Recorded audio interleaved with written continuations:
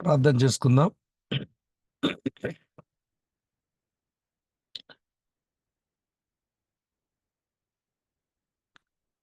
ప్రేమపూర్ణుడవైన మా పరలోకపు మా ప్రియమైన తండ్రి, మీకు కృతజ్ఞత స్తోత్రాలు, మీకు వందనాలు. మా జీవితంలో మీరు పొడిగించిన మరి యొక్క మంచి దినం కొరకై మిమ్మలను మా హృదయపూర్వకంగా స్తుతిస్తూ ఉన్నాం. ఈ తరగతులను మీరు క్రమంగా సజావుగా నడవడానికి మీరు చేస్తున్న కృప కొరకై మీకు కృతజ్ఞత స్తోత్రాలు చెల్లిస్తూ, మా పని పట్లలో, మా ప్రయాణాలలో, మా పరిచర్యల్లో మీరు సహాయపడుతూ వస్తున్న నీ ప్రేమ కొరకు మీకు స్తుతి వందనాలు చెల్లించుకుంటూ, చేరివచ్చిన మా ప్రియులందరిని బట్టి వందనాలు. ప్రభువా, కొంత సమయం నీ వాక్య ధ్యానంలో మేము గడుపుతూ ఉండగా, ఈ సమయం మాకు దీవెనకరంగా, ఆశీర్వాదకరంగా చేయమని, మేము నేర్చుకొనవలసిన విషయాలు నేర్చుకొని, మార్పు నొందవలసిన విషయాలలో మార్పు నొంది, నీ పరిశుద్ధ నామమునకు మా జీవితాల ద్వారా మహిమ, ఘనత, ప్రభావాలు కలుగునట్లు మీరే కటాక్షించమని, కార్యక్రమాన్ని నడిపిస్తున్న మా సహోదరులను కూడా మీరే ఆశీర్వదించి కటాక్షించుదురని, క్రీస్తు నామమందే స్తోత్రాలు చెల్లించి అడిగి వేడుకొని ప్రార్థిస్తున్నాము తండ్రి. ఆమేన్. ఆమేన్. ప్రభునామానికి స్తోత్రం. ప్రభునందు ప్రియులారా, ప్రకటన గ్రంథం 22 అధ్యాయాల ఈ వ్యాఖ్యాన సహిత అధ్యయనం మన కొరకు కేటాయించబడిన దినములలో అది ముగించడం అది నిజంగా సాహసమే అవుతుంది. అయినా ఆసక్తితో చేరివచ్చిన మీరు ఈ తరగతుల్లో దేవుని వాక్యాన్ని అధ్యయనం చేసే ఈ గొప్ప సాహసోపేతమైన పని కొరకు మిమ్మల్ని మీరు అప్పగించుకోవడం ఇదెంతైనా అభినందనీయం. దాదాపుగా పరిచర్య భారాలు ఉన్న కారణం చేత ఉదయకాల సమయాలు, ప్రయాణాలు ఆ కారణం చేత మరి కొంత అవాంతరం ఏర్పడుతున్నప్పటికీ కూడా పెద్ద మనసుతో మీరును అర్థం చేసుకొని ఆసక్తితో ఈ తరగతులకు సమావేశమవుతున్న మిమ్మలను మనసారా అభినందిస్తూ ఉన్నాను. నేను ఇదివరకు మీకిచ్చిన అసైన్‌మెంట్స్‌లో ఒక 6గురు చేసి పంపించగలిగారు. ఇంకా వర్క్ చేసి పంపించవలసిన ప్రియులు ఉన్నారు. త్వరపడి చేసి ముగించి పంపించాలని కోరుతా ఉన్నాను.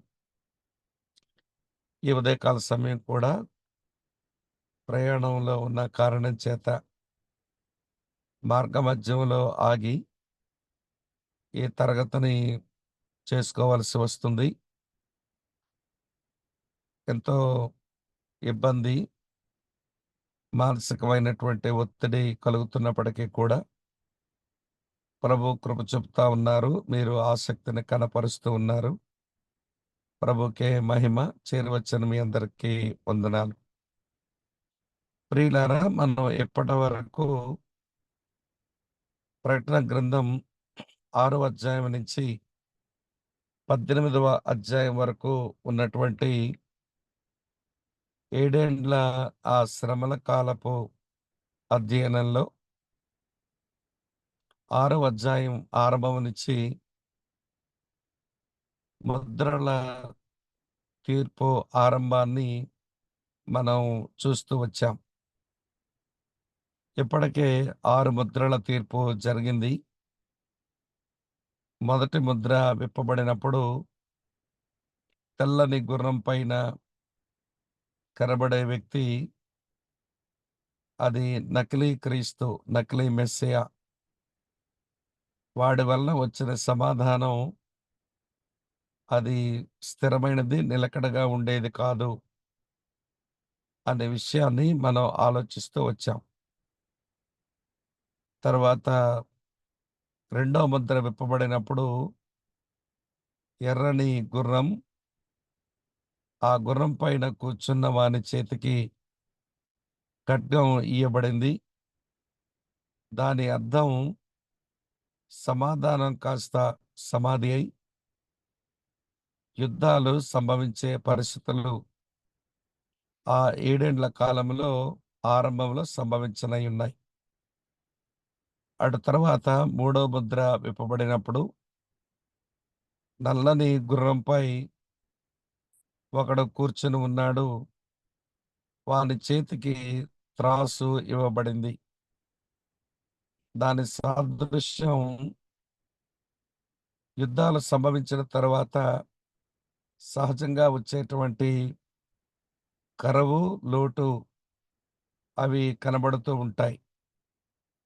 అటు తర్వాత నాలుగో ముద్ర విప్పబడినప్పుడు పాండుర వర్ణం గుర్ర రంగు గల గుర్రం పైన కూర్చున్న వ్యక్తి, వానికి మృత్యువు అనేటువంటి పేరు కూడా ఇవ్వబడగా దాన్ని మనం చూసాము. భయంకరమైనటువంటి మరణాలు సంభవించడం మనకు కనబడింది. తరువాత ఐదో ముద్ర విప్పబడినప్పుడు బలిపీఠం కింద ఉన్న ఆత్మలు చేసేటువంటి ప్రార్థనను మనం చూస్తూ వచ్చాం.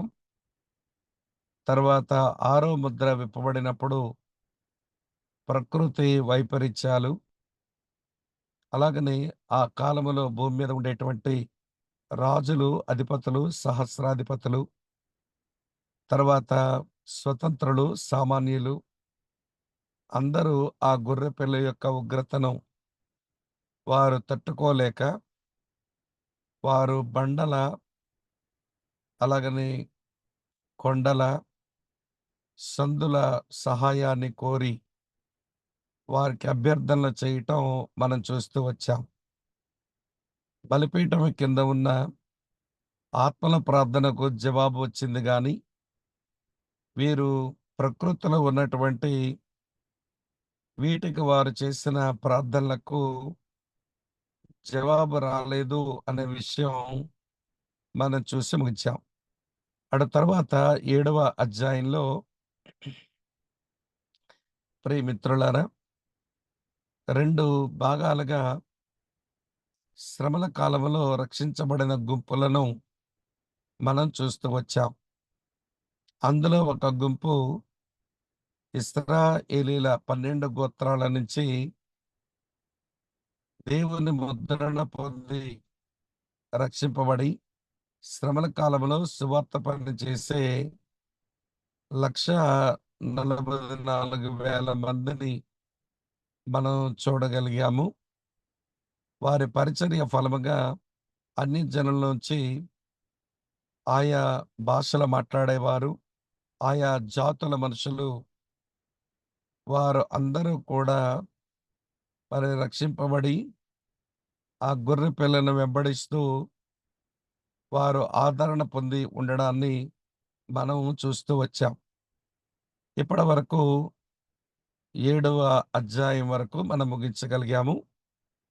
ప్రియులారా, ఈరోజు మనం 8, 9 అధ్యాయాలు మనం ముగించుకుంటాం. ఇది మీరు ఆలోచించి రాసుకోవాల్సిన విషయాలు రాసుకోవాలి అని నేను ప్రేమతో మీకు ఈ పిలుపునిస్తా ఉన్నాను. రండి మనం 8, 9 అధ్యాయాలు ఈరోజు కలిసి మనం అధ్యయనం చేద్దాం. ప్రకటన గ్రంథం 8, 9 అధ్యాయాలు. శ్రమల కాలములోనే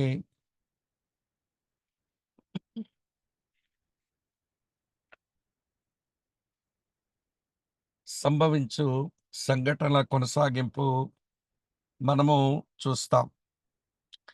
ప్రియులారా, ప్రకటన గ్రంథం 8, 9 అధ్యాయాలు.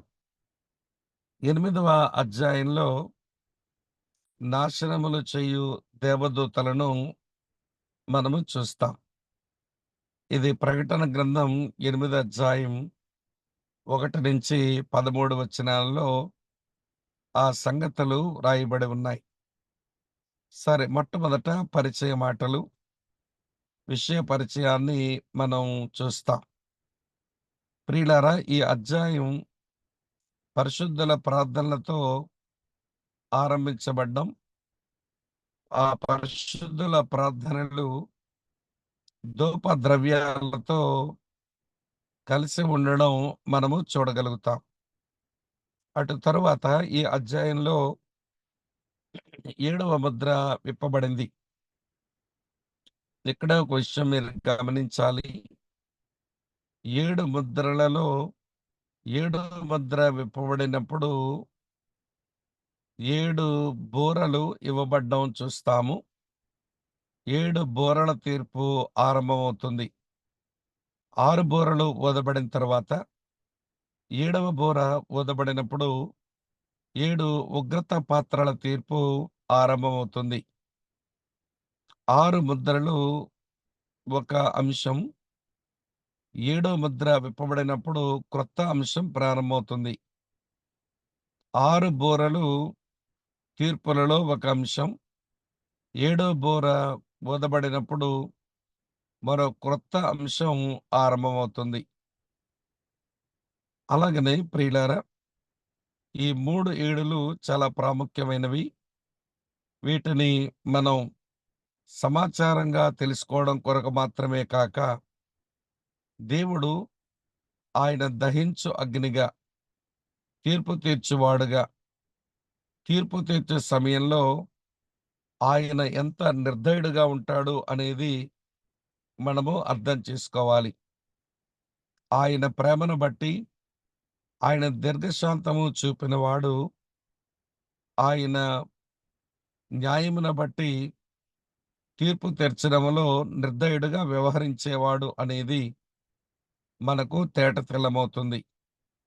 అటు తర్వాత ప్రియులారా, మొదటి బూర ఊదకముందు పరలోకములో ఒక అర్ధగంట నిశ్శబ్దాన్ని మనం చూస్తాం. అది లోపలికి వెళ్ళినప్పుడు దాని గురించి మనం ఆలోచిస్తాము. ఇది ప్రకటన గ్రంథం 8 అధ్యాయం ఆరంభంలో మనకు కనబడేటువంటి విషయాలు. అయితే ప్రియులారా, మనం తెలుసుకోవలసిన విషయాలు జ్ఞాపకం చేస్తాను, వినండి. 7 ముద్రలు విప్పబడ్డం అనేది దేవుని యొక్క తీర్పు ప్రత్యక్షతలు అవి. అంతవరకు అవన్నీ కూడా ముద్రలుగా ఉన్నాయి. విప్పబడితే బయలుపరచబడవలసిన తీర్పులు అవి బయలు వెడలుతా ఉన్నాయి. కనుక 7 ముద్రలను ప్రత్యక్షత అని మనం అంటాము. తర్వాత 7 బూరలు ఊదబడ్డం, ఇది హెచ్చరిక. రాబోయేటువంటి ఆ గొర్రెపిల్ల యొక్క మహా ఉగ్రత నుంచి తమ తాము కాపాడుకునేందుకు ఇవ్వబడినటువంటి హెచ్చరికలుగా ఆ 7 బూరలను మనం చూస్తాం.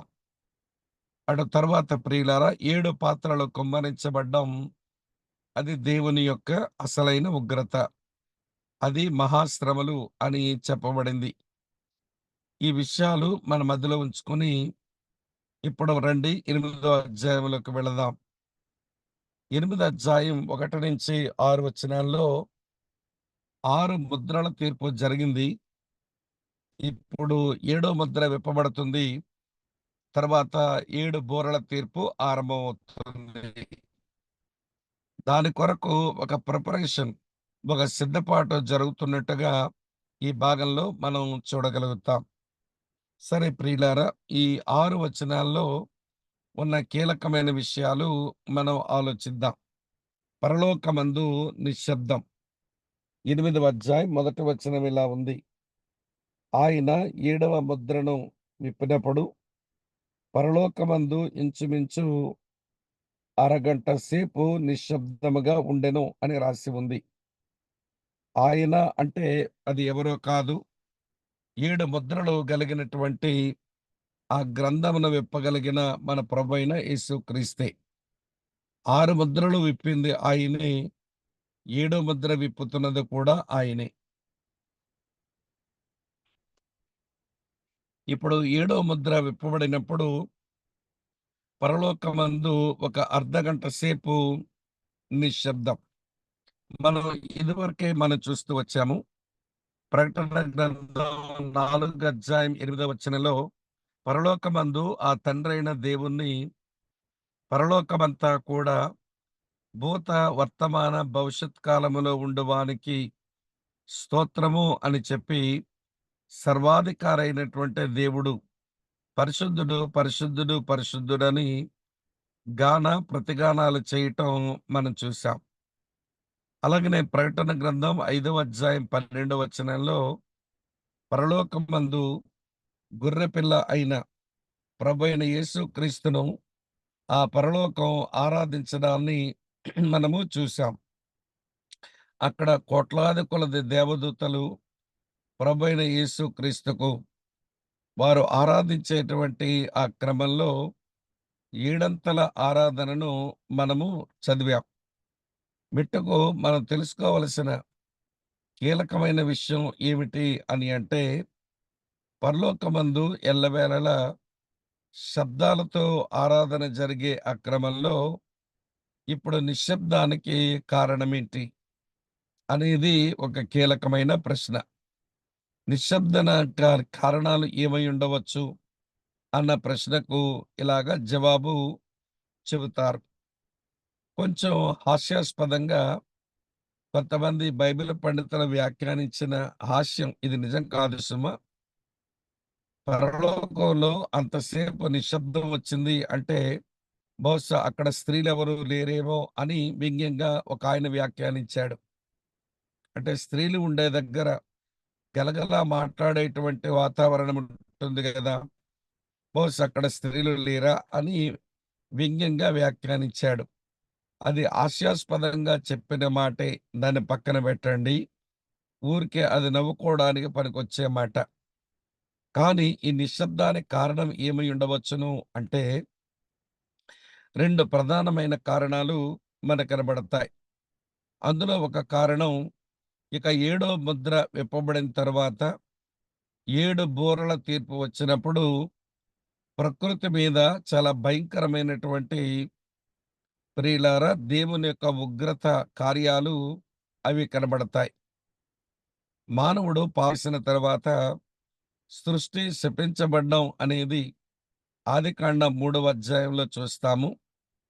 సృష్టిని దేవుడు తయారు చేసినప్పుడు దాంట్లో ఏ వంకరతనము గాని, ఏ లోటుపాట్లు గాని లేకుండా దేవుడు సంపూర్ణంగానే దాన్ని చేసి ముగించాడు. మనం ఆదికాండం మొదటి అధ్యాయం ఆ 31వ వచనంలో ఈ సత్యాన్ని మనం చూస్తాం. అటువంటి సంపూర్ణమైన ఏ వంకరతనము లేని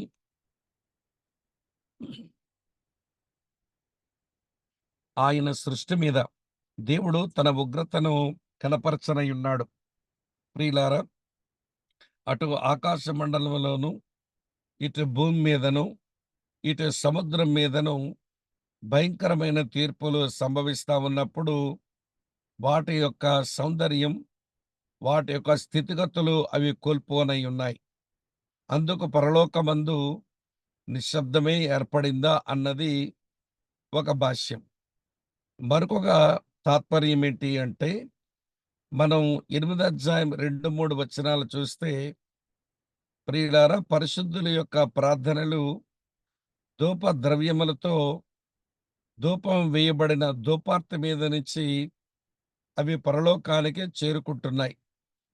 కనుక పరలోక రాజ్యానికి చేరే ప్రార్థనలు పరలోకమందు దేవుని యొక్క సన్నిధికి చేరి ఆయన చెవిని పడినట్లుగా మిగిలినవన్నీ కూడా మౌనమయ్యాయా అనేది మరి యొక్క తాత్పర్యం.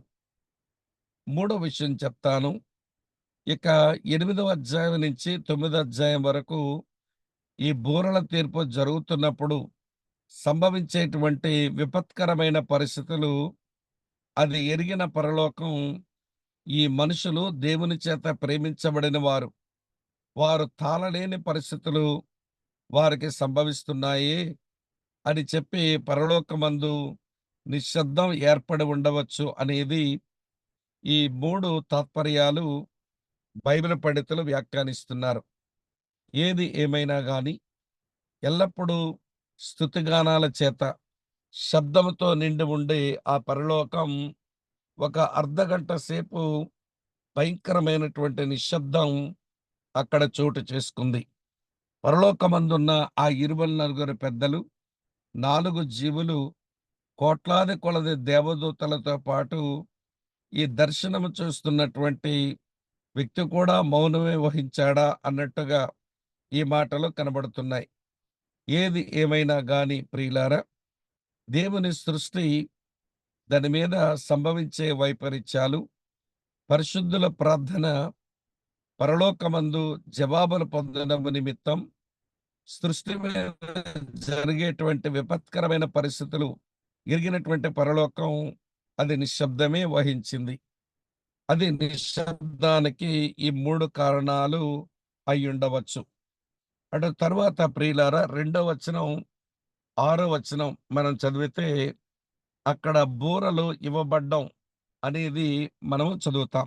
చూడండి, బూరలు వారు తెచ్చుకోలేదు. బూరలు వారికి ఇవ్వబడ్డాయి. రెండో వచనం, ఆరో వచనం చదువుతున్నాను. అంతటా నేను దేవుని ఎదుట నిలుచు 7 దూతలను చూచితిని. వారికి 7 బూరలు ఇయ్యబడెను. మళ్ళీ ఆరో వచనం. అంతటా 7 బూరలు పట్టుకొనియున్న ఆ 7 దూతలు ఊదుటకు సిద్ధపడిరి అని రాసి ఉంది. వారికి బూరలు ఇవ్వబడ్డాయి. కానీ ఊదడానికి దేవుడు ఆజ్ఞాపిస్తేనే తప్ప వారు ఊదేదానికి అవకాశం లేక వారు సిద్ధపడి ఉన్నారు అనేది ఆ వచనాల్లో మనకు కనబడుతుంది. కనుక ఆశీర్వాదాలైనా లేక అది శాపాలైనా, ఉగ్రతైనా ప్రతిదీ కూడా దేవుని నియంత్రణలోనే జరుగుతుంది. కారణం దేవుడు సార్వభౌముడు అనే విషయం దేవుని పిల్లలమైన మనం తెలుసుకోవలసిన కీలకమైన విషయం. అటు తర్వాత ప్రియులారా, ఇక్కడ బూరలు గూర్చినటువంటి కొన్ని విషయాలు నేను మీకు జ్ఞాపకం చేస్తాను. చాలా జాగ్రత్తగా వినండి. ఇది చాలా కీలకమైన విషయం. బైబిల్ గ్రంథంలో బూరలు దాని యొక్క ప్రాముఖ్యత చాలా ఉంది. ఇక్కడ 7 దూతలకు 7 బూరలు ఇవ్వబడ్డాయి.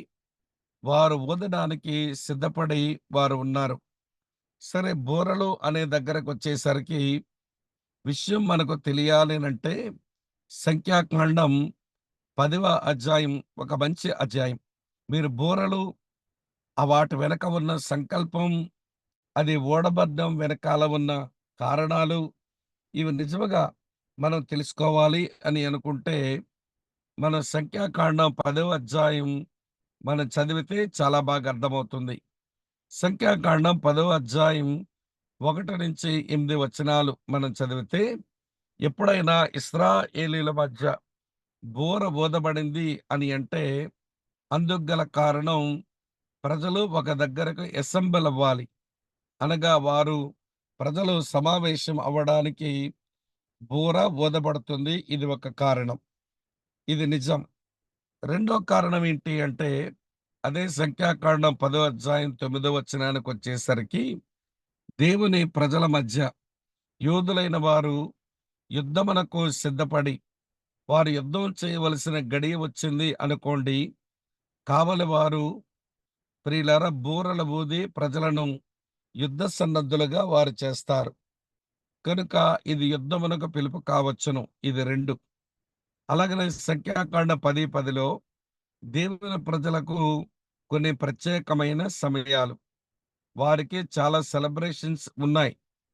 ఆ పండగలు వాటిని ఆచరిస్తా ఉన్నప్పుడు ఆ ప్రత్యేకమైన సమయాలు ఈ మనుషులంతా కూడి దాన్ని సెలబ్రేట్ చేసుకోవడం కొరకు బూరలు ఊదబడతాయి. ఇది మూడవ కారణం. నాలుగవ కారణం ఎవరైనా అభిషేకం పొందినప్పుడు లేదా ఒక వ్యక్తి పట్టాభిషేకం పొందుతా ఉన్నప్పుడు బూరలు ఊదబడతాయి. మొదటి రాజుల గ్రంథం మొదటి అధ్యాయం 34-39 వచనాలు చూస్తే దావీదు తరువాత అభిషేకించబడవలసిన సొలొమోను విషయమై ఈ బూరలు ఊదబడ్డం అనే ప్రక్రియ నడవడం మనము చూడగలుగుతాం. అటు తర్వాత చివరగా ప్రియులారా ఎప్పుడైనా దేవుని ప్రజలు విజయం పొందడం కొరకు లేక విజయం పొందిన తరువాత తప్పక బూరలు ఊదబడే ఆ నేపథ్యం ఇశ్రాయేలీల నేపథ్యంలో ఉంది.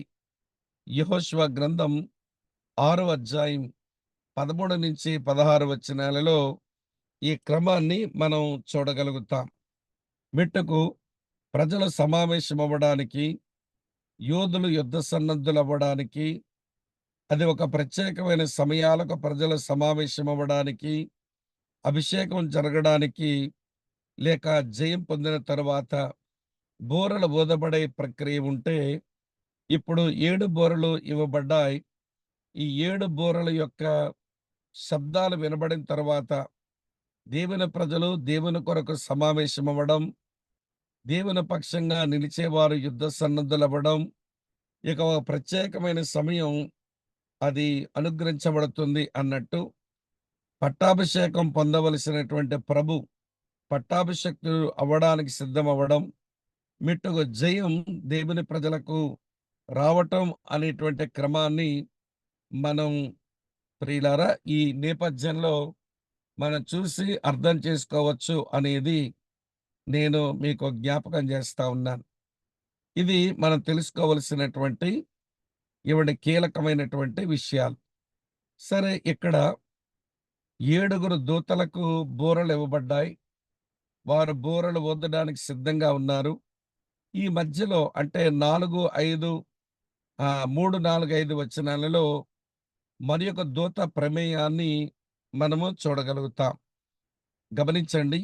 ఆయన అనగా మన ప్రభువైన యేసుక్రీస్తు వారు ఆయన ఏడో ముద్రను విప్పగా, ఏడో ముద్ర విప్పబడ్డం జరిగిపోయిన తరువాత 7 బూరలు 7 దేవదూతలకు అనుగ్రహించబడ్డం అనేది మనం చదివాము. దాని యొక్క కారణాలు కూడా చెప్పాను. ఇప్పుడు ప్రియమిత్రులారా మనం గమనించవలసింది బూరలు ఇవ్వబడ్డం, ఊదడానికి వారు సిద్ధపడి కూర్చోవడం మధ్యలో మరి యొక్క ప్రాముఖ్యమైన సంఘటన అది మరి ఒక్కొక్క దూత యొక్క జోక్యం. ఆ దూత యొక్క జోక్యంలో ఏం జరుగుతుంది అంటే, అక్కడ పరిశుద్ధుల ప్రార్థనలు ఆ దూత ధూపర్తిని పట్టుకొని ధూపం వేయుచు ఆ ప్రార్థనలు కలుపుకొని దేవుని యొద్దకు పిస్తూ ఉన్నాడు. పరిశుద్ధుల ప్రార్థనలు 8 అధ్యాయం 3-5 వచనాల్లో చదువుతాం. ఇక్కడ మనం గుర్తించవలసిన విషయం ప్రార్థనలు దేవుని వరకు చేరుస్తున్న ఈ దూత ఎవరై ఉండవచ్చు అంటే యాజకుని వలె మనుషుల యొక్క ప్రార్థనలు దేవుని యొద్దకు చేర్చే ఒక గొప్ప పని మీద ఉన్న దూతగా మనం చూస్తాము. అయితే ఈ దూతకు యాజకత్వం చేసేటువంటి హక్కులు, అధికారాలు పరిశుద్ధ లేఖనాలు ఇవ్వబడలేదు. మరి ఇక్కడ కనబడుతున్న దూత ఇది ఎవరై ఉండవచ్చును? అంటే అది ఎవరో కాదు. అది ప్రభు అయిన యేసుక్రీస్తు వారే అయ్యుండవచ్చును అనేది ఒక తాత్పర్యం. కాబట్టి సరే దూతది ప్రధాన యాజకునిలాగా ప్రార్థనలు దేవుని యొద్దకు చేర్చున్న క్రమంలో కనబడుతున్నాడు కాబట్టి అది యేసుక్రీస్తు అని చెప్పి అనుకోవచ్చు అనేది ఒక హైపోథాసిస్. ఇది ఒక ఊహేసుమ. ఇతిమిద్దంగా ఖచ్చితమని మనం చెప్పలేము. కానీ బైబిల్ వాక్య సారాంశమంతటిని బట్టి చూస్తే అది ప్రభైన యేసుక్రీస్తు అయ్యుండవచ్చు అనేది ఇది ఒక ఊహాజనితమైన విషయం. అయితే ఈ దూత చేస్తున్న పనులేమిటి అని అంటే, ప్రియులారా బలిపీఠం మీద నుంచి నిప్పులను ధూపార్తిలో నింపి, దాని మీద ధూప ద్రవ్యాలు వేసి, బయటకు వస్తున్నటువంటి ఆ సువాసనతో కలిసి పరిశుద్ధుల ప్రార్థనలు చేర్చి దేవుని సముఖమునకు ఆయన ఆ ప్రార్థనలు చేరుస్తూ ఉన్నాడు. చదువుతున్నాను చూడండి 3-5 వచనాలు.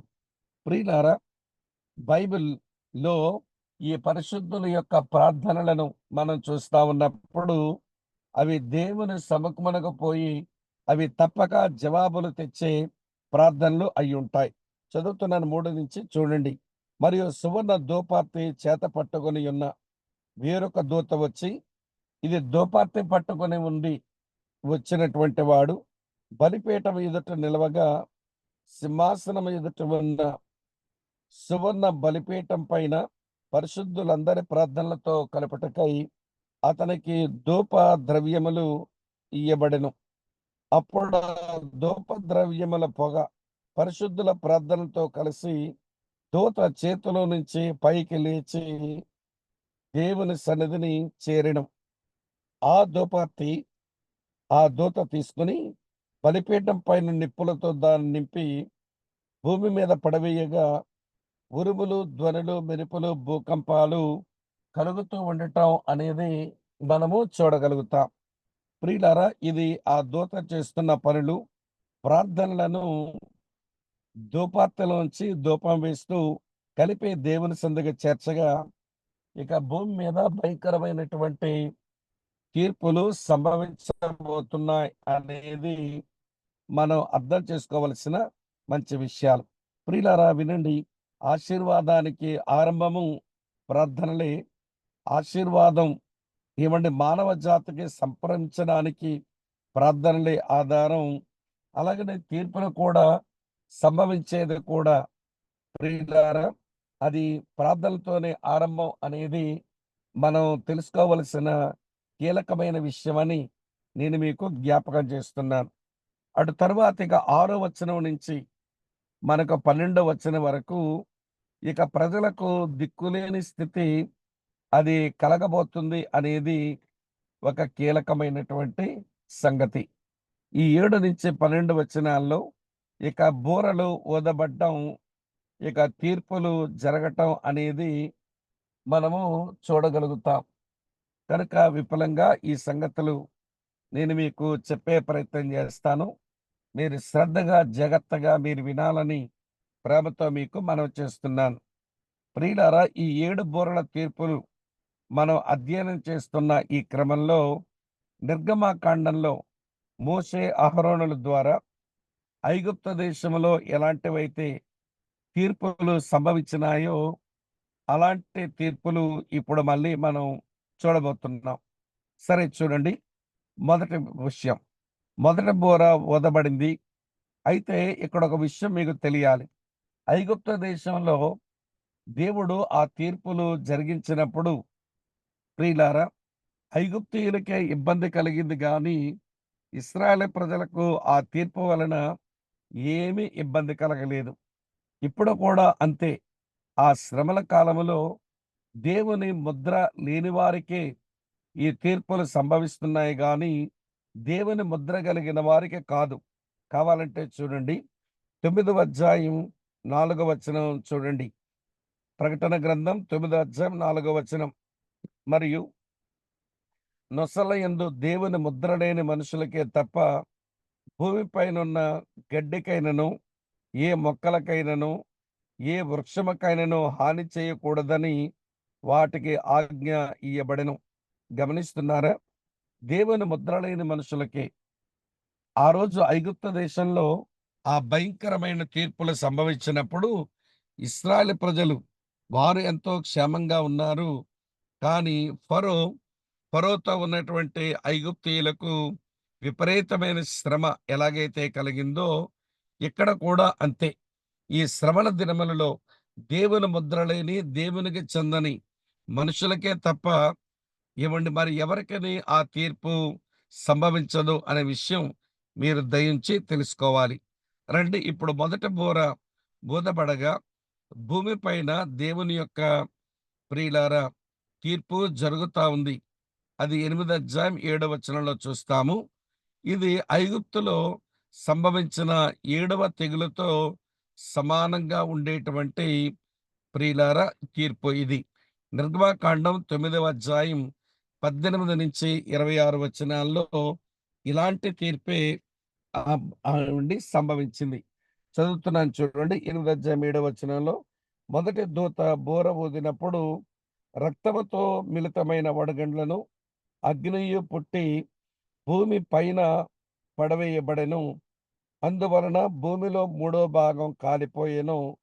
చెట్లలో మూడో భాగమును కాలిపోయెను. పచ్చని గడ్డి అంతయు కాలిపోయెను. ప్రియులారా, ఈ మాటలు గమనిస్తున్నారా? ఏంటి ఇది అంటే, ఐగుప్తు దేశంలో రక్తంతో మిళితమైన వడగండ్లు కురిసి, ఆ రోజున ఐగుప్తీయులకు ఎంతో ఇబ్బంది కలిగించినట్లుగా ఇప్పుడు కూడా అలాంటి పరిస్థితి కలుగుతుంది. దీన్ని బట్టి మనుషులు, అలాగనే వృక్షాలు, గడ్డి అంతటికి కీడు సంభవించగా, ఇక పశువులు తినడానికి గ్రాసం లేదు. మనుషులు బ్రతకడానికి మనుగడ లేదు. అటువంటి ఇబ్బందిని దేవుడు అనుగ్రహిస్తా ఉన్నాడు. ఇది ఎవరికి అనంటే, సువార్తకు లోబడక, విశ్వసించక, దేవుని మీద తిరుగుబాటు చేసి మిగిలిపోయిన వారి మీదకు వచ్చిన గొప్ప ప్రతిదండనగా దీన్ని మనం చూస్తాం.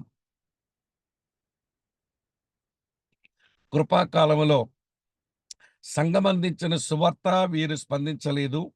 శ్రమల కాలములో ఆ 1,44,000 మంది అందించిన సువార్తకు వీరు లొంగలేదు.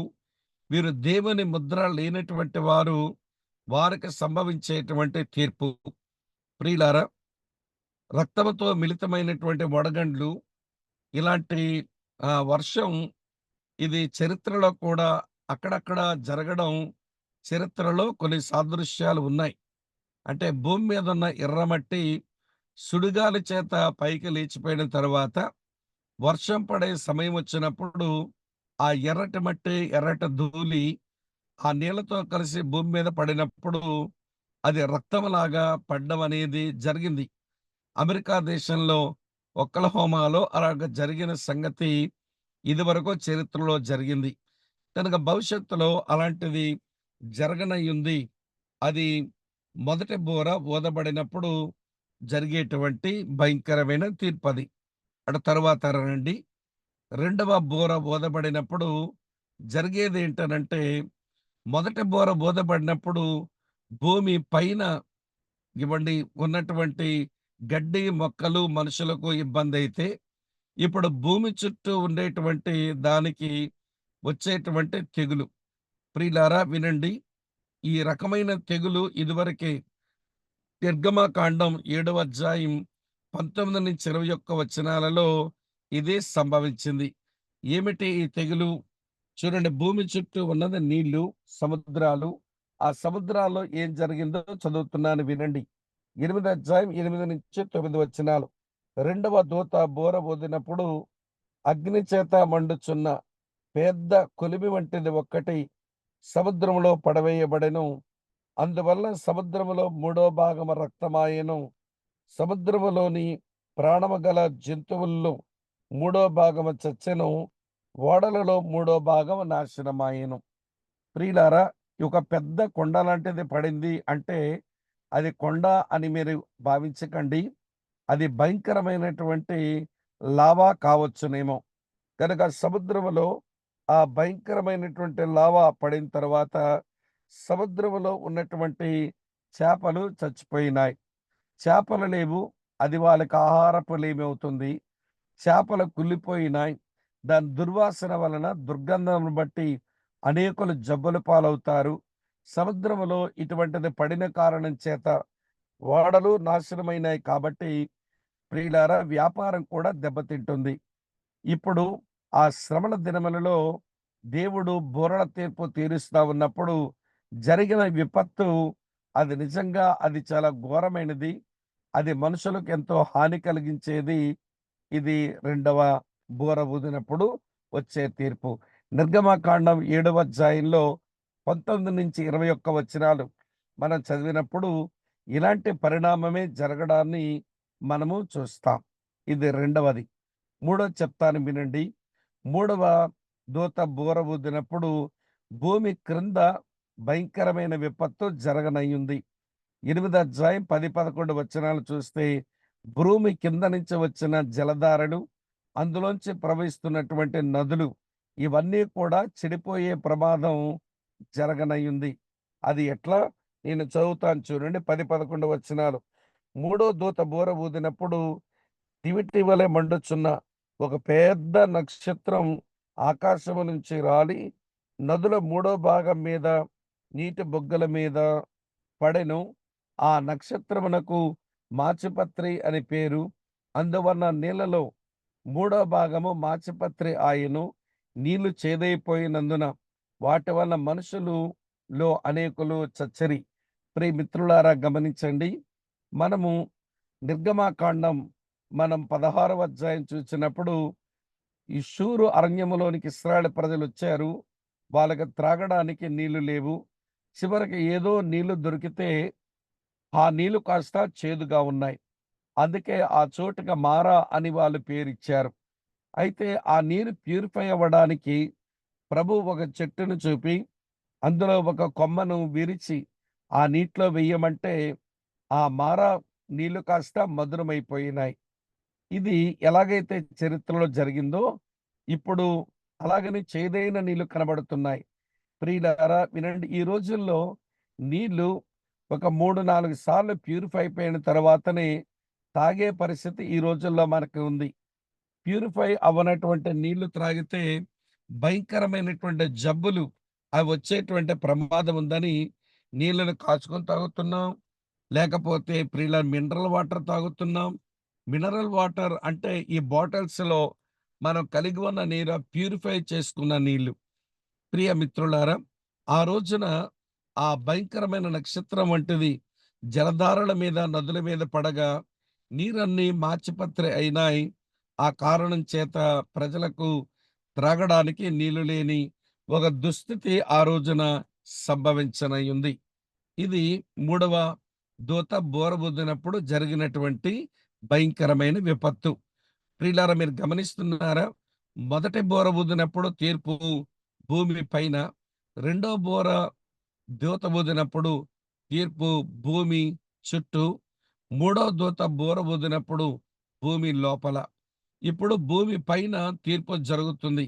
భూమి మీద అదేంటనంటే ఐగుప్తు దేశంలో 9వ తెగులు వచ్చినట్లు, అది గాఢాంధకారం వచ్చినట్లు ప్రియులారా అలాంటి విపత్తు మళ్ళీ ఆ శ్రమల దినముల్లో మనుషులకు సంభవించనయ్యుంది. 8 అధ్యాయం 12 వచనం చూడండి.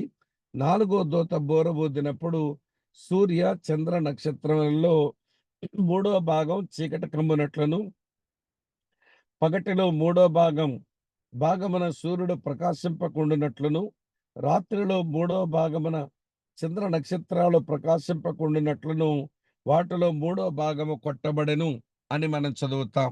కనుక నిర్గమకాండం 10వ అధ్యాయం 21-23 వచనాలలో ఐగుప్తు దేశము నిండా ఎలాగైతే అంధకారం కమ్మిందో, ఆ రోజున అటువంటి అంధకారం కమ్మేటువంటి పరిస్థితులు మనము చూస్తాం.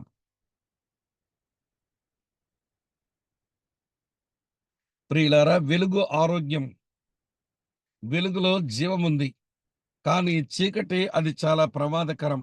కనుక ఆ రోజున మనుషులు ఈ భయంకరమైనటువంటి చీకటిని అనుభవించే దుస్థితి కలుగుతుంది. మీరిప్పుడు గమనించారా? భూమి పైన, భూమి చుట్టూ, భూమి క్రింద, భూమి మీద. ఈ భయంకరమైనటువంటి 4 ఎవడి బూరల తీర్పు జరిగిన తర్వాత, ఇక చివరగా 13వ వచనం దగ్గరకొచ్చేసరికి ముందున్నటువంటి ఆపదలను చూచి ప్రియుల పరలోకమందు అయ్యో! అయ్యో! అయ్యో! అనే శబ్దాలు వినబడతా ఉన్నాయి. ప్రియులారా అప్పటికే మనుషులు లోకముతో వారు స్నేహం పటిష్టం చేసుకున్నారు. లోకం యొక్క గతులే వారికే సంభవించేటువంటి గతులుగా ఉన్నాయి అనే విషయం మీరు గమనించాలి. ఇక్కడ అయ్యో! అయ్యో! అయ్యో! అనే పదం ఒక పక్షి దగ్గర నుంచి వినబడ్డాన్ని మనం చూస్తాం. చదువుతున్నాను చూడండి. 8, 13 మరియు నేను చూడగా ఆకాశ మధ్యమున ఒక పక్షిరాజు ఎగురుచు బూరలు ఊదబోవచ్చున్న ముగ్గురు దూతల బూరల శబ్దమును బట్టి భూనివాసులకు అయ్యో! అయ్యో! అయ్యో! అని గొప్ప స్వరముతో చెప్పుట వింటిని. ఇప్పటికే 4 బూరలయిపోయినాయి. ఇక ఊదవలసినటువంటి 3 బూరలున్నాయి. ఆ 3 బూరలు ఊదబడినప్పుడు మనుషులు తాళలేనటువంటి విపత్తు వారికి సంభవించబోతుంది గనక పరలోకమందు ప్రియులారా వినండి. ఆ బూరలు ఊదబడక మునుపే ఈ యొక్క పక్షిరాజు యొక్క అరుపులు మనకి కనబడుతున్నాయి. అయ్యో! అయ్యో! అయ్యో! అన్న అరుపులు. ఈ 3 అయ్యోలు భూమి మీద మనుషులు నరకమును అనుభవించేటువంటి పరిస్థితులుగా ఉంటాయి. అది 9వ అధ్యాయం నుంచి వాటిని మనం చూస్తాం. సరే 9వ అధ్యాయం 1-12 వచనాలలో పాతాళం భూమిని దర్శించిన వేళగా మనం చూస్తాం. ప్రియమిత్రులారా వినండి. పాతాళం భూమిని దర్శించిన వేళ. పాతాళము ఆ రోజున భూమిని దర్శిస్తుంది. ప్రకటన గ్రంథం 9వ అధ్యాయం 1-12 వచనాలు. విషయాన్ని కొంచెం ఎరుగుదాము. విషయ పరిచయం వినండి. శ్రమల కాలములో భూమి మీద నరకము కనబడిన రోజులవి. అందుకే పరలోకమందు అర్ధగంట సేపు నిశ్శబ్దం వచ్చింది. పక్షిరాజు అయ్యో! అయ్యో! అని ఆయన పక్షిరాజు నుంచి ఆ స్వరం వినబడ్డాన్ని మనం చూస్తాం. సరే ఇంతకీ ఈ 9వ అధ్యాయం మొదటి వచనానికొచ్చేసరికి ఒక దేవదూతను మనం చూస్తాము. ఈ దేవదూత చాలా ప్రముఖుడు అని మనము తెలుసుకోవాలి. ఎందుకో చెప్తాను వినండి. యెషయా గ్రంథం 14 అధ్యాయం 12వ వచనం ప్రకారం ఇది పరలోకమునకు, భూలోకానికే పరిచయస్తుడు అయిన తేజో నక్షత్రమైన సాతానును గూర్చి, దుష్టుని గూర్చి మనము చదువుతాం. వీడు పడిపోయినవాడు. లూకాసు వార్త 10 అధ్యాయం 18 వచనంలోను, యెహెజ్కేలు గ్రంథం 28 అధ్యాయం 14 వచనంలోను వాడు భయపడినవాడు అని మనం చూస్తాం. సరే ఈ భయపడు వాడికి పాతాళపు యొక్క తాళపు చెవులు ఇయ్యబడ్డాయి. మనం ప్రకటన గ్రంథం మొదటి అధ్యాయంలోనే చూసాము. మన ప్రభువైన యేసుక్రీస్తు వారు ఆయన పాతాళం యొక్క తాళపు చెవులు ఆయన కలిగిన వాడు. కనుక ఆ తాళపు చెవులు దుష్టుని చేతికి అప్పగించి పాతాళమందున్నటువంటి ప్రియులారా ఆ భయంకరమైన దూతలు, దెయ్యాలు అవి బయటకు రావడానికి అనుమతించి వాడి చేతిలోనే తాళపు చెవులు పెట్టి వాడికి, వాడి అనుచరులకు కీడు కలిగేటువంటి పనికి ఆయన నాంది పలకనై ఉన్నాడు అనేది మనం తెలుసుకోవాల్సిన ఈ ఒక మంచి విషయం. ఇది మొదటి వచనం. తరువాత రెండో వచనం నుంచి మీరు గమనిస్తే అక్కడ పాతాళం యొక్క ప్రస్తావన వచ్చింది. ఈ పాతాళమును గూర్చి కొంచెం ఎరగాలి. ప్రియులారా వినండి. ఈ భూమి క్రింద కొన్ని స్థలాలు ఉన్నట్టుగా పరిశుద్ధ లేఖనాల వెలుగులో చూస్తాం. నేను వరుసగా చెప్తాను వినండి. ఈ పాతాళము అనేది తెలుగు బైబిల్‌లో ఒక మాటలో చదువుతాం గానీ, చాలా వేరు వేరు పదాలు ఆ పాతాళం అనే దానికి ఉపయోగించబడ్డాయి. ఇలా చెప్పనివ్వండి. చనిపోయినటువంటి వారు అనగా దేవుని యందు విశ్వాసము లేక పాపములను జీవించి పాప పనులు చేస్తూ మరణించినటువంటి వారు వారి శరీరాలు మట్టికి మట్టయిపోయినా వారి ఆత్మ పాతాళానికి వెళ్తాయి. సరే ఆ పాతాళానికి ఇవ్వబడిన పేరు హేడెస్ అనేటువంటి పేరు ఉపయోగించబడింది. హేడెస్ అది గమనించండి. తరువాత పేతురు రాసిన రెండో పత్రిక మీ 2వ అధ్యాయం ఆ 2, 3, 4 వచనాలలో పడిపోయిన దేవదూతలు అనేకమైన దేవదూతలుండగా వాటిలో కొన్నింటిని ఆయన పాతాళములో భద్రపరిచినాడు అని పేతురు భక్తుడు రాశాడు. అలాగనే యోధ అనేటువంటి భక్తుడు కూడా రాశాడు. మరి వాళ్ళు ఉన్నది పేరు పాతాళమే. కానీ తెలుగులో దాన్ని పాతాళమనే చదువుతాం గానీ దాన్ని టార్టరస్ అనేటువంటి పదం దానికి ఇవ్వబడింది. నశించిన పాపంలోని చనిపోయిన వారి ఆత్మలు ఏడిస్‌లోనికి వెళతాయి. పడిపోయిన దేవదూతల యొక్క ఆత్మలు, దేవదూతలు దెయ్యాలుగా వీళ్ళ వారు టార్టరస్‌లో భద్రం చేయబడ్డారు. అలాగనే ప్రియమైన స్నేహితులారా మరొక స్థలముంది. అది మట్టులేని గొయ్య, లోతైన గొయ్య అని చెప్పబడింది. దీనికి అబీస్ అనేటువంటి పేరు ఇయ్యబడింది. కానీ తెలుగులో అన్నిటికీ పాతాళము అని తర్జుమా చేయబడింది గానీ ప్రియులారా ఆ స్థలాల యొక్క పేర్లు వేరు వేరుగున్నాయి. అక్కడ ఉండే వారి యొక్క ఏమండి మనుషులు లేదా వ్యక్తులు వేరు వేరుగానే ఉన్నారు. అన్నీ ఒకటి కాదు. అది మీరు తెలుసుకుంటారని ఈ విషయాలు మీతో చెప్పవలసి వచ్చింది. సరే, ఇక్కడ ఈ పాతాళం అంటే లోతైన గొయ్యి. అంటే ఇది అబీస్ అన్నమాట. హేడెస్ కాదు, అలాగనే టార్టరస్ కాదు. అనగా నశించిన పాపుల ఆత్మలుండే చోటు కాదు, పడిపోయిన దేవదూతల ఆత్మలుండే చోటు కాదు. ఇది దెయ్యములు ఉండేటువంటి చోటు. ఇది లోతైన గొయ్య. దీనిని అబీస్ అని అంటారు. ప్రియులారా, ఇది చీకటి స్థలం. ఇది భయంకరమైన చీకటి స్థలం. అక్కడ చీకటే ఏలుబడి చేస్తుంది. దాని గురించి మనం తరువాత చదువుతాం. తరువాత ప్రియులారా, ఇది దెయ్యముల స్థలం. ప్రియులారా, భూమి మీద కొన్ని దురాత్మలు మనుషుల్ని పట్టిన తర్వాత పరిశుద్ధుల ప్రార్థనలో ప్రభు యొక్క పరిచర్యను చాలా దెయ్యములను తరిమి, లేదా దెయ్యముల నుంచి మనుషుల్ని విడిపించి, విడిపించబడిన మనిషిలోంచి బయటకొచ్చిన దెయ్యములు ఇది పోయేటువంటి చోటు. ఈ చోటు దెయ్యములకు చాలా భయం. లూకాసు వార్త 8:31లో దెయ్యములు భయపడుతూ ప్రభుతో చెబుతున్న మాట, అప్పుడే మమ్మల్ని పాతాళానికి పంపించవద్దు అని. ఈ అబీస్ అనే చోటు దెయ్యములు భయపడే చోటు సుమ. అలాగనే సాతానుడు ఒక రోజున బంధించబడి 1000 సంవత్సరములు ఉండే చోటు కూడా అది. ప్రకటన గ్రంథం 20 అధ్యాయం 1 వచనం. పడిపోయిన దేవదూతల కొన్ని ఉన్న స్థలం కూడా ఇదే. ఇక్కడనే టార్టరస్ అనే మాట, అలాగనే అబీస్ అనేటువంటి పదాలు ఉపయోగించబడ్డాయి. వినండి, అది ఇది దాదాపుగా కలిసి ఉన్నాయా అన్నట్టుగా మనకి కనబడుతూ ఉంటుంది. కనుక పాతాళం, భూమి కింద ఉన్న ఈ పాతాళమును గూర్చిన ఈ అవగాహన అవసరం. సరే, ఇప్పుడు రండి ప్రియులారా. ఇప్పుడు 5వ దూత బూర ఊదినప్పుడు ఏమి జరగబోతుంది అనేది కీలకమైన విషయం. రండి, జ్ఞాపకం చేస్తాను. 3వ వచనం నుంచి 12వ వచనం వరకు ఈ 5వ దూత బూర ఊదినప్పుడు ప్రియులారా, ఆ భయంకరమైనటువంటి ఆ మట్టులేని గొయ్యలోంచి, లోతయ్యే గొయ్యలోంచి ఒక సమూహమే బయటకొస్తుంది. ఇది మిడతల దండు సమూహం. ఈ మిడతలు ఇవి దెయ్యముల యొక్క శక్తి అనే విషయం మీరు దయతో గమనించాలి. ఆ మిడతలకు తేళ్లకు బలమున్నట్టుగా వీటికి బలం ఇయ్యబడింది. ఇది అక్షరార్థంగా జరుగుద్దా? లేదా అలంకారంగా చెప్పబడిందా అని అంటే, ప్రియులారా, చెట్లకు హాని చేయకూడదని, దేవుని నమ్మిన వారి కీడు ఇవ్వండి చేయకూడదని, నమ్మని వారికే కీడు చేయాలి అని చెప్పబడింది. అంటే తరువాత వీడికో రాజు ఉన్నాడు.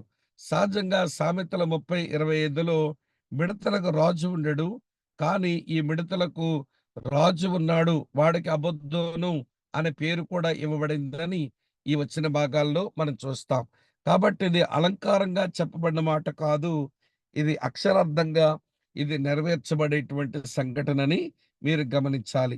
వాటి సంకల్పం, వాటి గురించిన వివరణ మనం 9వ అధ్యాయం 5-6 వచనాల్లో చూస్తాం. వాటికి అధికారం ఇవ్వబడింది. ఏం అధికారం అంటే, మనుషులకు చంపడానికి కాదు సుమా, మనుషులను బాధ పెట్టడానికే ఈ మిడతల దండుకు అధికారం ఇయ్యబడింది. ఆ పాతాళములోంచి దుష్టుడు తాళపత్ర తీయగా అవన్నీ బయటకు వచ్చిన తరువాత అవి మనుషుల్ని బాధ పెట్టడానికి అవి పని చేయనయున్నాయి. కాబట్టి ఈ విషయాన్ని మీరు గమనిస్తే ఇప్పుడు వివరాల్లోనికి వెళ్దాం. వాటి వివరణ చాలా స్పష్టంగా వ్రాయబడింది. ఈ మిడతల దండు యొక్క వివరణ గూర్చి 7వ వచనం నుంచి 12వ వచనం వరకు మనం చూస్తాం. అవి పాతాళములోంచి ఒక్కసారి బయటకు రాగా భయంకరమైనటువంటి అంధకారము, సూర్యుని వెలుగు మనుషులకు చేరకుండా అది అడ్డంగా ఒక దళసరి తెరలాగా తయారయ్యేటువంటి మిడతల దండును మనము చదువుతాం. సరే, వాటి గురించిన వివరణ చూస్తున్నప్పుడు అవి గుర్రమును పోలి ఉన్నవట. అంటే యుద్ధానికి పోయేటువంటి గుర్రానికి ఎలాంటి దూకుడైతే ఉంటుందో ఈ మిడతలకు అలాగ యుద్ధపు దూకుడు ఉంటుంది. తర్వాత వీటి కిరీటాలు ఇవ్వబడ్డాయి. కిరీటం అనేది అది అధికారానికి సాదృశ్యం గనక ఇవి అధికారము కలిగినవై ఉంటాయి. వాటికి మనుషుని పోలిన ముఖాలున్నాయి అని అంటే అవి తెలివితేటలు కలిగినవి. వాటికి తల వెంట్రుకలు ఉన్నాయంటే అవి భలే ఆకర్షణీయంగా ఉంటాయని. వాటికి పండ్లు ఉన్నాయి అనంటే వాటికి ప్రియులారా, దానికి సంపర్క దోషం ఉంటుంది. వాటి పండ్లతో ఎవరినైనా కరిస్తే సంపర్క దోషం అంటే ఇన్ఫెక్షన్. మనిషి ఇన్ఫెక్ట్ అయిపోతాడనమాట. వాటి పైన మైమెరుపులున్నాయి. అంటే మొద్దుబారి చురుగ్గా ఉంటాయి. వాటికెవడు కొట్టినా, ఎవడు గాయపరచుదామనుకున్నా ఎవడునూ ఏమీ చెయ్యలేడు అనే విషయం గమనించాలి. వాటికి రెక్కల ధ్వని ఉంది. అది గుర్రపు రథముల ధ్వనిలాగుంది. కాబట్టి ఎవరు కూడా ఆ ధ్వనిని నిరోధించలేరు. వాటిని కూడా నిరోధించలేరు. వాటికి తోకలున్నాయి. కేలు కొండెమున్నట్టుగా దాని తోకలు అంత తీవ్రంగుంటాయి. అది బాధ పెట్టేవిగా ఉంటాయి. వాటికి రాజున్నాడు. వాడి పేరు అబద్దోను, అనగా నాశనం చేయువాడు అని వివరణ కూడా చాలా స్పష్టంగా చెప్పబడింది. ఇవన్నీ చదువుతున్నప్పుడు ఇదేదో అలంకారంగా జరిగే విషయాలు కాదు గాని, ఇది అక్షరార్థంగా జరిగేటువంటి భయంకరమైన దాడి అనే విషయం దేవుని పిల్లలమైన గమనించాలి. ఇక్కడ వింటున్నారా ప్రియులారా? దేవుడు ఈ కృపా కాలంలో సంఘం పనిచేస్తున్న రోజుల్లోని కృపా సువార్తను అందిస్తుంటే ఈ మనుషులు మారలేదు గదా! అలాగనే శ్రమల కాలం ఆరంభమైన తర్వాత ఇంకా కృపగల దేవుడు ఆ 1,44,000 మంది ద్వారా సువార్తను అందింపచేస్తున్న వారిని బాధపెట్టారే గాని మీరు మారలేదు గదా! కనుక ఇలాంటి భయంకరమైనటువంటి శ్రమను వారు అనుభవించే కాలం వారి కొరకు కాచుకొని ఉంది. అయ్యో! అనే మాట పక్షిరాజు ఎందుకు అనవలసి వచ్చింది? పరలోకమందు అర్ధగంట సేపు నిశ్శబ్దం ఎందుకొచ్చింది అనంటే, ఈ తీర్పును తాలుకోవడం లేక సహించడం అనేది అదంత తేలికైన విషయమైతే కానీ కాదు అనే విషయం మీరు దయతో గమనించాలని నేను కోరుతా ఉన్నాను. అటు తరువాత ప్రియమిత్రులారా మరొక భయంకరమైన అడ్డగించలేని శక్తి ఆ రోజునున్న మనుషుల మీదకు రాబోతా ఉంది. ప్రకటన గ్రంథం 9వ అధ్యాయం 13-21 వచనాలలో దీని గూర్చిన వివరాలు మనము చదువుతాం. సరే ప్రియులారా, ఈ భాగంలో బలిపీఠం దగ్గర నుంచి తీర్పుల బయలు వెళ్ళడాన్ని చూస్తాం. బలిపీఠం అంటే కనికరం దొరికే స్థలం. ఎవడైనా ఒక తప్పిదం చేసి బలిపీఠం దగ్గరకు వచ్చి దాని కొమ్ములు పట్టుకుంటే వాడు తీర్పు నుంచి వాడు విడుదల పొందుతాడు. కానీ అదే సమయంలో అదే బలిపీఠం నుంచి తీర్పులు వచ్చే స్థలం కూడా అదే అవుతుంది. చాలామంది దేవుడు తీర్పు తీర్చేవాడు అనే విషయం విశ్వసించరు గాని బైబిల్ దేవుడు తీర్పు తీర్చువాడు. ద్వితోపదేశ కాండం 4:24లోను, యోహాను సువార్త 3వ అధ్యాయం 18, 36 వచనాల్లో ఈ సంగతిని మనం చదువుతాం ప్రియులారా. కాబట్టి వినండి. ఇప్పుడు ఐదో బూర ఊదబడుతుండగా గొయ్యి నుండి సైన్యం బయటికి రావడం చూసాం. అది మిడతల సైన్యం. ఇప్పుడు ఆరో బూర ఊదబడుతుండగా తూర్పు నుండి వచ్చిన సైన్యం. ఇది మనుషుల సైన్యమే. ఇది మనుషుల సైన్యమే. కనుక దీని గూర్చి ఆరో బూర ఊదబడినప్పుడు ఆహ్, అక్కడున్న ప్రజల మీదకొచ్చేటువంటి ఆ సైన్యాన్ని గూర్చిన వివరాలు మనం అధ్యయనం చేస్తాం. దురాత్మల శక్తుల యొక్క ప్రభావం బహుగా ఉన్న కారణం చేత ప్రియులారా, నలుగురు పడిపోయిన దేవదూతలు వారి రాజ్యాధినేతలు సైన్యాన్ని నియంత్రించేవారు.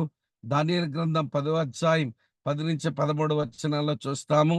కనుక ఈ దురాత్మల శక్తులు ఏవండి ఆ చేయవలసిన పని చేయడానికి అనుమతి కలగగానే విస్తారమైనటువంటి సైన్యం వచ్చేస్తుంది. వారెక్కడికొస్తున్నారు? అది ఒక ప్రత్యేకమైన స్థలం. 14వ వచనంలో రాయబడి ఉంది. అది గొప్ప నది అయిన యూఫ్రాటీసు నది. ప్రియులారా, బైబిల్ గ్రంథంలో యూఫ్రాటీసు నదికి ఒక ప్రత్యేకమైన స్థానం ఉంది. ఆ స్థానం చెప్తాను వినండి. మొదటి హత్య జరిగింది అంటే కయ్యూను హేబేలుని చంపింది అక్కడ యూఫ్రాటీసు నది ఒడ్డునే. తరువాత నిమ్రోదు బాబేలు సామ్రాజ్యాన్ని స్థాపించింది. ప్రియులారా, మొదటి సామ్రాజ్య స్థాపన అక్కడే జరిగింది. తర్వాత దేవుడు అబ్రామును పిలిచినప్పుడు అక్కడ నుంచే పిలిచాడు. అందుకని అబ్రాము యూఫ్రాటీస్ నది అద్దరన ఉండేవాడు. ప్రభు యొక్క పిలుపునందుకొని నది దాటి వచ్చినవాడు. అందుకే ఆయనకి హెబ్రీయుడు అనే పేరు అని మనం లేఖనంలో మనము గమనిస్తాం. కనుక స్థలం అది. ఆ స్థలానికి విస్తారమైన సైన్యం చేరుకుంటా ఉంది. అందుకనే ప్రియులారా, యూఫ్రాటీస్ నది యొక్క నీరు అది తగ్గిపోతూ ఉంటే ఈ విస్తారమైన సైన్యం వచ్చి ఇక్కడ భయంకరమైన యుద్ధం వారు చేయడానికి పరిస్థితులు అనుకూలమైపోతున్నాయని ఈనాటి అనేక మంది ఖగోళ శాస్త్రజ్ఞులు, భౌగోళిక శాస్త్రజ్ఞులు విషయాన్ని అలాగనే బైబిల్ పరిచయం ఉన్న వాళ్ళు దీని మీద వ్యాఖ్యానిస్తున్నారు. అయితే ఆ సైన్యం వచ్చేది ఒక ఖచ్చితమైన సమయం. అదే సంవత్సరం, అదే నెల, అదే దినం, అదే గంటకు వారు దాడి చేస్తారు. దీని అర్థం అదే సంవత్సరం, అదే నెల, అదే దినం, అదే గంట అది దేవుని మనసులో ఉన్నది. కనుక దేవుడే నియంత్రించగా అది సంభవించనయ్యుంది అనే విషయం దేవుని పిల్లలు మీరు గమనించాలి. ప్రియులారా ఇక్కడ వ్యక్తిగత, జాతీయ, అంతర్జాతీయ వ్యవహారాలన్నీ ఏవండీ అతాకుతలమయ్యేటువంటి భయంకరమైనటువంటి తీర్పు సమయం అని దేవుని పిల్లలు గమనించండి. ఈ 16-19 వచనాల్లో గంభీరమైన ఉద్దేశ్యం, ఈ తీర్పు రావడం అనే గంభీరమైన ఉద్దేశాన్ని చదువుతాం. మనుషులను సంహరించాలని, ఏ మనుషుల్ని? దేవుని ముద్ర లేని ఆ మనుషులను సంహరించాలని ఒక సైన్యం వారి మీదకొచ్చేస్తుంది. ఆ సైన్యం యొక్క సంఖ్య 20,00,00,000 మంది. 20,00,00,000 మంది సైన్యం ప్రియమైన స్నేహితులారా, ఆ రోజున వారు దాడి చేయనయున్నారు. ఈ 20,00,00,000 మంది సైన్యం వారు దాడి చేస్తున్న విధానం చూస్తున్నప్పుడు, వారి స్వభావం, వారికున్న మైమరుపు, వాటి తలలు, వారు ఆయుధాలు ఇవన్నీ చూస్తా ఉన్నప్పుడు ప్రియులారా, మరి యోహానుకు యుద్ధ ట్యాంకర్లు లేక గన్స్ వీటి గూర్చిన అవగాహన లేదు కాబట్టి, అలా ఆ దర్శనంలో చూచి వాటిని ఒక సైన్యముగా ఆయన రాశారు. అందులో ఉన్నవి బహుశా అవి యుద్ధ ట్యాంకర్‌లోంచి వచ్చిన గంధక, పొగ, అలాగనే భాస్వరం లాంటి రంగులు కనబడి వస్తున్నాయి అనంటే, అది యుద్ధ ట్యాంకర్‌లని ఈనాటి దినాల్లో ఆ బైబిల్ వాక్యాన్ని వ్యాఖ్యానించేవారు చెబుతున్నారు. సరే ఏది ఏమైనా 20,00,000 సైన్యం వీళ్ళు దేవుని నమ్మని మనుషుల మీదకు వచ్చి వారిని హతము చేస్తారు. చాలామంది మనుషులు వారు శ్రమల పాలు కానయ్యున్నారు. అయితే ప్రియమిత్రులారా వినండి.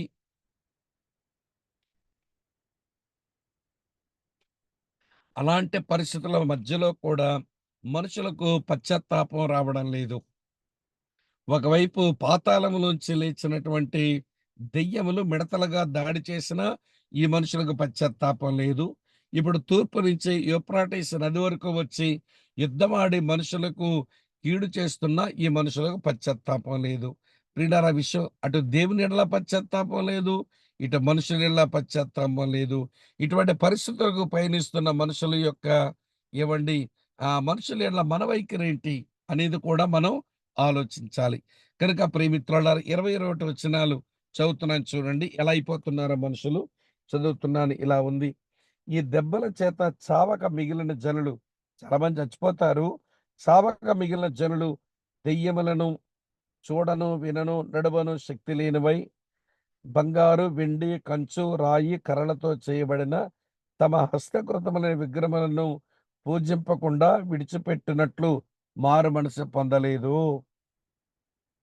మరియు తాము చేయుచున్న నరహత్యలను, మాయామంత్రములను, జార చోరత్వములను చేయకుండానట్లు వారు మారు మనసు పొందిన వారు కానే కారు అని రాసి ఉంది. ప్రియమిత్రులారా ఇవన్నీ మనకు ఏమి నేర్పిస్తున్నాయి అని అంటే చూడండి, దేవుడు అవకాశం ఇచ్చి, కృపను చూపి, ఆత్మ ద్వారా పరిచర్య చేసి, వాక్యమును పంపి, సేవకుల పరిచర్య అందుబాటులో మనకుచ్చినప్పుడే మనుషులు ఇప్పుడు మారకపోతే, అలాంటి క్లిష్టమైన పరిస్థితుల్లో ఈ మనుషుల్లో ఏమి మార్పు సంభవించదు అనేది వింటున్నప్పుడు, మనమెంత త్వరపడి చేయాలి దేవుని పని? మనుషులెంత త్వరగా ప్రభువును హత్తుకోవాలి? ప్రభైన యేసుక్రీస్తు యొక్క రాక మధ్యాకాశానికి జరగక మునిపే మనుషులు మారవలసి ఉంది. లేకపోతే ఆ శ్రమల దినాల్లో మారతారు అని అనుకోవడం అది దుర్లభం కావచ్చును అన్నట్టుగా మనకి సంగతులు విసుగు చేస్తున్నాయి. బోధ చేస్తున్నాయి, బోధపరుస్తున్నాయి. కాబట్టి నా ప్రియ మిత్రులారా వినండి. ఇలాంటి పరిస్థితులు మన ప్రియులకే సంభవించనై ఉన్నాయనే విషయం గమనించి, వారి విషయంలో మన లోతైన శ్రద్ధ కలిగి బ్రతకవలసి ఉంది అని నేను మీకు ప్రేమతో మీకు మనవి చేస్తా ఉన్నాను. కాబట్టి ప్రియులారా వినండి. మనం దీంతో మనం 8, 9 అధ్యాయాల్ని మనము ముగించేసుకున్నాం. కనుక ఈ విషయాలు ఆలోచించినటువంటి మీరు, ఈ విషయాలను ఆలోచించినటువంటి మీరు ప్రియులారా ఆ శ్రమల దినములో సంభవించే ఈ పరిస్థితులను అర్థం చేసుకొని, శ్రమల పాలు కాకుండా మనుషుల కొరకు మనం కష్టించి, శ్రమించి, సమయమనక, అసమయమనక మనం ప్రయాసపడవలసిన ఆవశ్యకత దేవుడు మనకు జ్ఞాపకం చేస్తుండగా, మనం దేవునికి నమ్మకస్తులమై బ్రతుకుదాం. అలాంటి కృప దేవుడు మనకు అనుగ్రహించునుగాక. ఇప్పుడు మీరు 8, 9 అధ్యాయాలు చదవండి. భలే సునాయాసంగా మీకు విషయాలు అర్థమైపోతాయి. మరి దేవుని పిల్లలైన మీరు చదవండి. చదివి ఆలోచించండి. రేపు ఉదయం మనం తరగతి కలుసుకోము. రేపు ఉదయం కూడా నాకిట్లనే ప్రయాణం ఉంది. కాకపోతే ఆ ప్రయాణం ఇంకా ఆహ్, కారులో కాదు కాబట్టి నేను చేయలేను. మనం లక్షి, శుక్ర, శని 3 వారాలు కూడా అంటే 3 దినాలు కూడా మనం కలుసుకొని ఉదయకాలం మనం తరగతులు కలిగుంటాం. మనం ఎంతవరకు చేయగలుగుతామో మనం అంతవరకు వెళ్ళిపోవచ్చు. నాకు తెలిసి 17, 18 అధ్యాయాల వరకు మనం ట్రావెల్ చేయొచ్చు మనం ఆ 3 దినాల్లో. కాబట్టి మీరు సహకరించి హాజరు కావాలని మీకు మనవి చేస్తున్నాను. అసైన్‌మెంట్ తయారు చేయని వాళ్ళు త్వరగా నాకు ఆరుగురు పంపించారు. ఇంకా పంపించవలసిన వాళ్ళు చాలా మందున్నారు. 7 చర్చెస్ మీద మీ అసైన్‌మెంట్ అయిపోతే మరొక అసైన్‌మెంట్ నేను మీకు ఇవ్వగలుగుతాను. అందరికీ వందనాలు. సెలవు తీసుకుందాం. ప్రార్థన చేసుకుందాం. ప్రేమగల మా ప్రియమైన తండ్రి మీకు కృతజ్ఞతలు. మీరు మాకిచ్చిన ఈ మంచి సమయం కొరకై మిమ్మల్ని మనసారా కొనియాడుతూ, ఆ 7 శ్రమల కాలంలో ఓ దేవా! బూరల తీర్పు సంభవిస్తా ఉన్నప్పుడు, ఎలాంటి పరిస్థితులు ఈ మనుషుల మీదకు రాబోతా ఉన్నాయో, ఇవన్నీ మేము ఆలోచిస్తా ఉన్నప్పుడు, అయ్యో! కృపాకాలములో రక్షించబడ్డ మేమెంత ధన్యులమో, ఇంకా రక్షించబడక పాపములోనే ప్రయాణం చేస్తున్న ఈ మనుషులు ఎంత దౌర్భాగ్యులుగా మిగిలనై ఉన్నారో మేము అర్థం చేసుకుంటున్నాం. కనికరించండి.